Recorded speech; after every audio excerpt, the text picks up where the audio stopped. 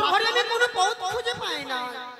এই মুহূর্তেই আমি মাকে গিয়ে বলবো, ওগো মা নাগিনী সেই লোহ বাসরের ঘরে আমি কোনো পথ খুঁজে পাই না। ইশারা করে রয়েছে সুতার পরিমাণে ছিদ্র, ছিদ্রের ফুটা পানের ডাটা জলের ফুটা দিয়ে বন্ধ করা রয়েছে, তাই দিয়ে তুমি প্রবেশ করবে লোহ বাসর ঘরে।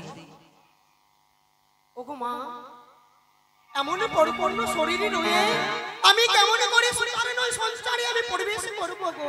নাগিনী কিঞ্চিত সময় অপেক্ষা করো, তার ব্যবস্থা আমি করে দিচ্ছি। ঠিক আছে। কোথায় দিদি নেতুলা,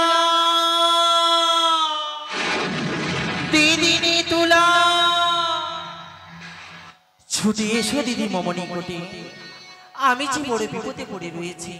বন হইতে নেও তুমি খোঁজ ছুঁড়ে পা, সমুদ্র হইতে নইব আমি বালি, নেতা পোতা মিলে করিব নাক মঞ্জন। হো নাকি মঞ্জন করি, নাকি মঞ্জন করি, আরে মঞ্জন করি নাকি জয় বিশ্বহরি।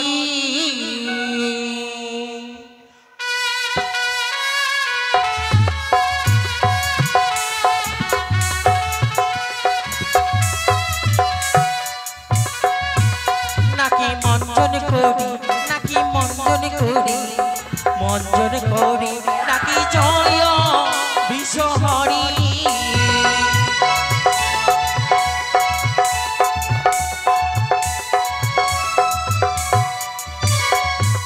আরে বন হইতে খোকসা পাথর মঞ্জন করিলাম না,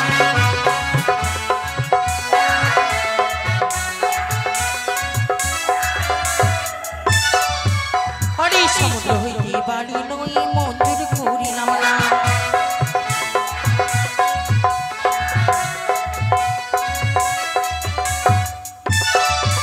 আরে নেতা পদা মিলে নাকি মঞ্জন করিলাম না।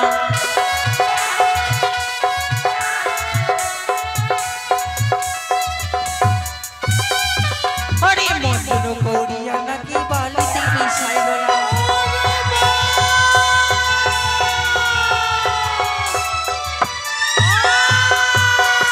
দুদিনে তুলা সহ্য হয় এখন যে নাগিনী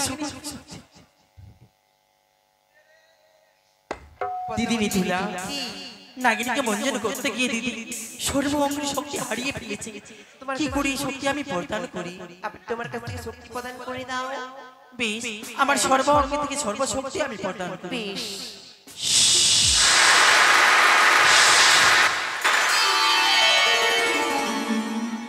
সে কি সুতার নয় হইলেও আমার প্রথমের মতো শক্তি রয়েছে। এই মুহূর্তে আমি লক্ষ্মীন্দরীকে দংশন করব। তার পূর্বে আমি চালের উপরে চেপে দেখব সেই বেহুলা লক্ষ্মীন্দর ঘুমিয়ে রয়েছে না জাগরিত রয়েছে।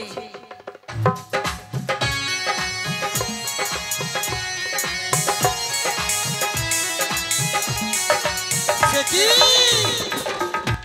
বেহুলা লক্ষ্মীন্দর এখনো শুতেনি।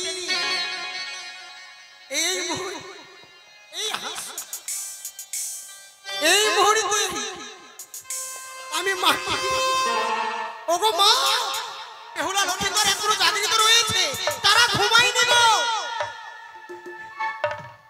নাগিনী তার ব্যবস্থা আমি করে দিচ্ছি। নাগিনী ছুটে গেলাম আমি নিদ্রাণী দেবীর নিকটে, কাকিতে মিনতি করিয়া নিয়ে আসলাম আমি কাল নিদ্রা, পিপুলের নয়নে ধরিলাম আমি কাল নিদ্রা। সে কি এবারে আমি সেই লোহ বাস্ত ঘরে প্রবেশ করব।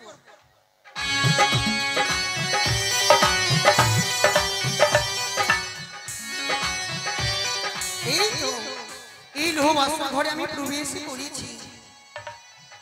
সে কি না নাগিনী কি হয়েছে নাগিনী তোমার? মাগো কি এমন হলো? লোহ বাস্তর ঘরে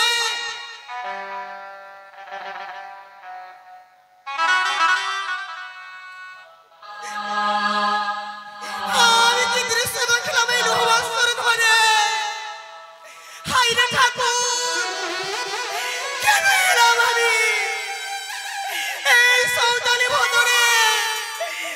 মেহবস্বরে ঘরে রত্ন প্রকাশিত অঙ্গ মহদিঘি জলে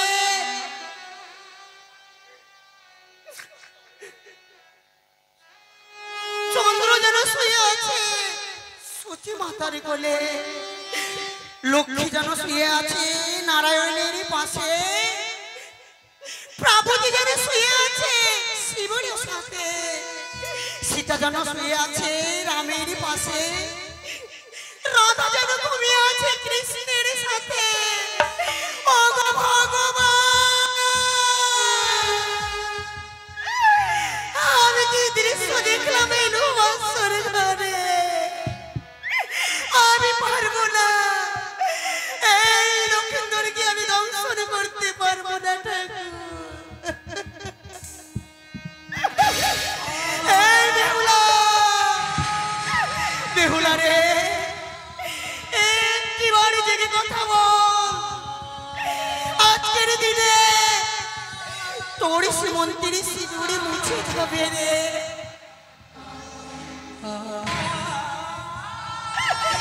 ও মা,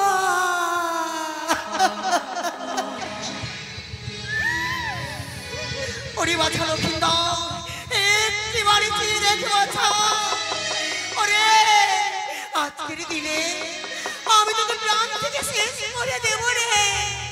একটি বাড়ি থেকে কথা বল বাছা, একটি বাড়ি থেকে কথা বল।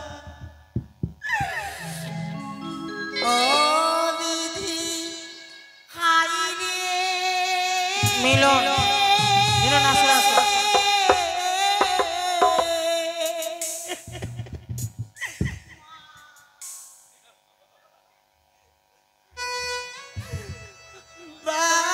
বাসরে কালি না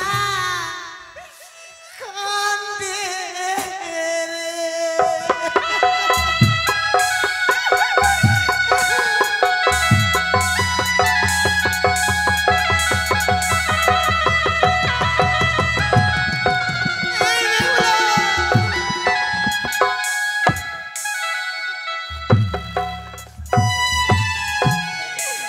বিধি হাই রে,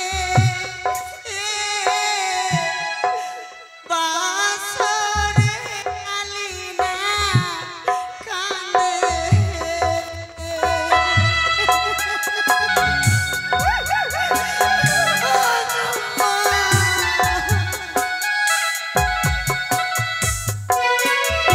আরে রত্ন প্রকাশিত অঙ্গ মহাতেজে চলে, চন্দ্র যেন শুয়ে আছে রোহিণীর কোলে। ও মা,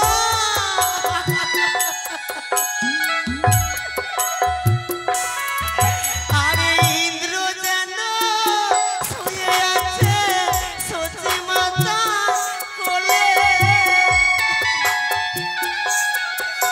আরে নারায়ণ শুয়ে আছে গো লক্ষ্মী মাতার কোলে।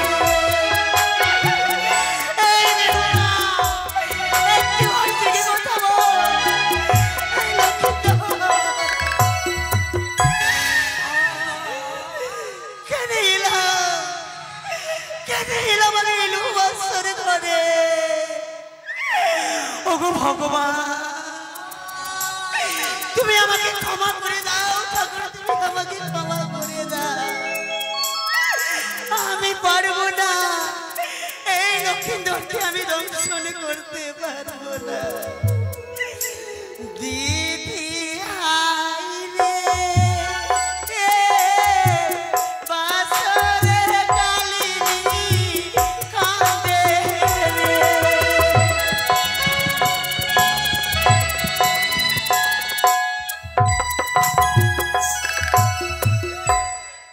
এই মুহূর্তে আমি ছুটে যাব মনসার কাছে, না, তাকে না। গিয়ে বলবো আমি দংশন করতে পারবো না। নাগিনী, কেন তুমি বাসা করে কান্নাকাটি করছো নাগিনী? মাগো, বলো। আমি লক্ষিন্দরকে দংশন করতে পারবো না গো। পারবে না? না মা, না। কেন পারবে না নাগিনী? কেন পারবে না তুমি? সকল অঙ্গ চেয়ে দেখি ঠাই ঠাই তিল মন্ত্র পাপ তার অঙ্গে না নাগিনী, আমি কেমন করে তাকে দংশন করব? লখাইয়ের অঙ্গ থেকে তুমি মোহিত হয়ে পড়েছ, তাই না? নাগিনী, ভুলে যাচ্ছ তুমি পূর্বের কথা, ভুলে যাচ্ছ তুমি নন্দন কাননের কথা। মনে করো তুমি সেই নন্দন কাননের কথা। তোমার নাগের সঙ্গে তোমার সঙ্গে হচ্ছিল ফুলসজ্জা মিলন, অনুরুদ্ধ সর্বতার জায়গায় মৃত্যু হয়েছিল তোমার নাগের। সেই দিনে তুমি অটল প্রতিজ্ঞা হয়েছিলে, উষাকে করেছিল তুমি অভিসম্বাদ। যেরকম আমি শ্রীকৃষ্ণের জন্য কাঁদিয়ে হাহাকার করবে, একদিন সময় আসতে গেলে তোমারও শ্রীকৃষ্ণের কেড়ে নেব। সেই অন্য কোনে নয়, তারাই রয়েছে স্বর্গের অপ্সরা অপ্সরী নাগিনী। তিল মাত্র লোকের দোষ নেই, তাই সে না? কি নাগিনী, তারা কি অনুরুদ্ধ উষা? তবে আর বিলম্ব না। নাগিনী দাদা, লোকের অঙ্গে দোষ পাওয়া যাচ্ছে না, তাই না? হ্যাঁ, লোকের সর্ব অঙ্গ রয়েছে সূচি, তাই না? ঈশান কোণে রয়েছে প্রদীপের বাটি। তোমার লেচুলো কিঞ্চিত মাত্র তেল উঠিয়ে লোকের অঙ্গে তুমি ছিটিয়ে দাও, লোকের অঙ্গে হইবে অসুচি। নিজের মনে ছুটিয়ে আমি মশা তৈরি করে দিব, সেই মশা পাঠিয়ে দিব আমি লহ বাসর ঘরে। মশা কামড় দিবে লোকাইকে, লোকাই মারিবে তোমার মস্তকে এক এক করে তিল লাথি, লোকাই দংশন করিবে তুমি বাম পায়ে কনিষ্ঠ আঙ্গুলে। সত্যি বলেছ মা, যতই কিছু হয়ে যাবে না কেন, আজকের দিনে দুর্লভ লক্ষিন্দরকে তাকে বাঁচিয়ে রাখবো না আমি। সর্বপ্রথমে আমি মশা পাঠাই লহ বাসর করি।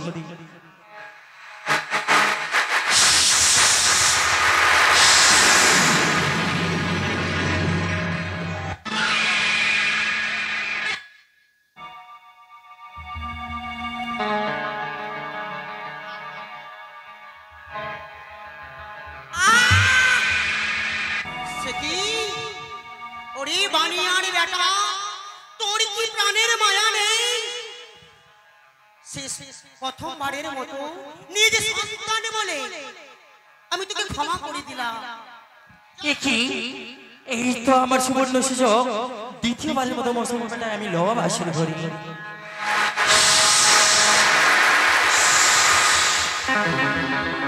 সে কি না? ওরে পাপিষ্ঠ দুষ্ট দুরাচার, আজকের দিনে তোর কি প্রাণের মায়া নেই? শোন, আর পরের বার যদি আমায় মারিস লাথি, কালকে সকালে কথা দিলাম। তৃতীয়বারের মতো মশা পাঠালাম লহ বাসর।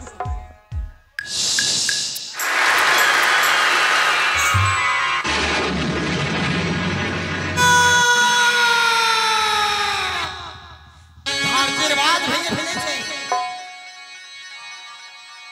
এই মুহূর্তে পায়ে কনিষ্ঠ আঙ্গুলে আমি ছবল দিলাম।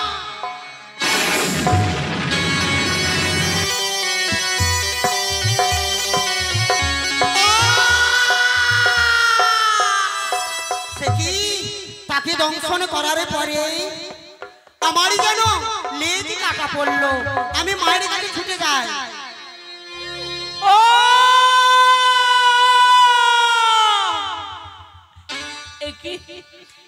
আমার বান্ধবী কনিষ্ঠরা পর্যন্ত উঠেছে। অগপ্রিয়ে, কেন কেন সে বাসার ঘর অন্ধকার হয়ে পড়ে আছে? প্রিয়ে, আমি যে তোমাকে দেখতে পাই না। অগো, তুমি কোথায় আছো প্রিয়ে? অগো, তুমি আমার সঙ্গে কথা বলো। জানো গো, আমি যে বিশেষ জ্বালা সহ্য করতে পারি না। ও বুঝেছি, তুমি আমার কাছে তোমার কাছে কামড়তে চেয়েছিলা, তাই তুমি আমার সঙ্গে অভিমান করে আছো প্রিয়ে। আমি তো তোমাকে ক্ষমা করে দিয়েছি, তুমি আমার সঙ্গে কথা বলো প্রিয়ে। হিয়ারে ওঠো ওঠো,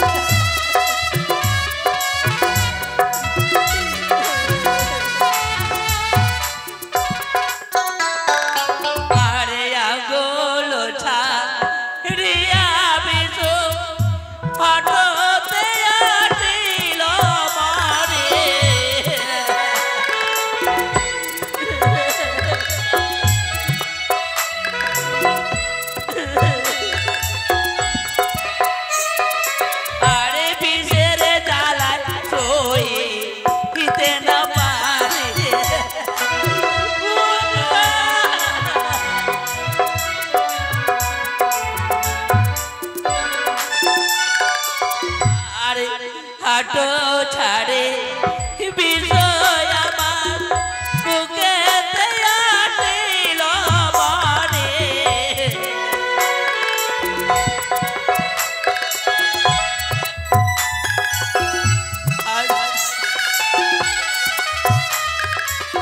আরে বিষের জ্বালা কাঁপে থর থর।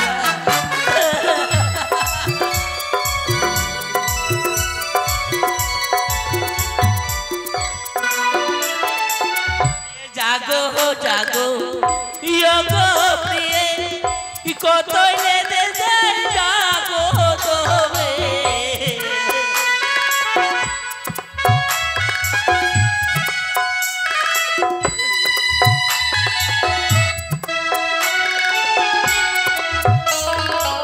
আরে জাগো জাগো ইয়োগো প্রিয়ে